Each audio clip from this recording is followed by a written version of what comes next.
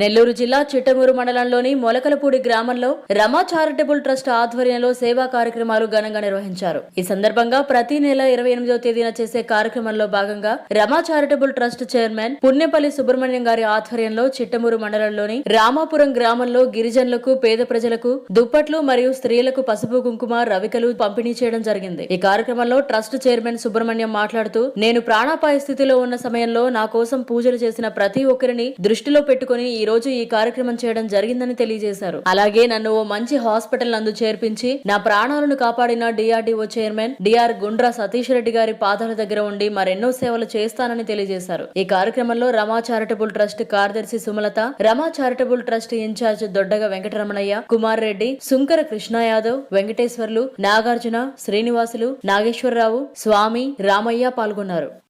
వాళ్ళందరూ కూడా పసుపు కుంకుమ జాకెట్లు ఇవ్వాలని అనుకొని ఒక కార్యక్రమం పెట్టుకున్నాం. కాబట్టి ఆ కార్యక్రమం సందర్భంగానే ఈరోజు ఇది ఏర్పాటు చేయడం జరిగింది. ముందుగా రామాపురంలోని వెంకటేశ్వర్లు అనేటటువంటి మన సంస్థ కార్యక్రమాలను చూసుకునేదానికి నియమించబడ్డ అతను వెంకటేశ్వర్లు అనే వ్యక్తి ఆధ్వర్యంలో ఇది ఏర్పాటు చేయడం జరిగింది. మా రమా చారిటబుల్ ట్రస్ట్ ఇన్ఛార్జి దొడ్డగా వెంకటరమణయ్య సలహా మేరకి మీతో మాట్లాడి ఈరోజు కార్యక్రమం జరుపుతున్నాం. అలాగే మన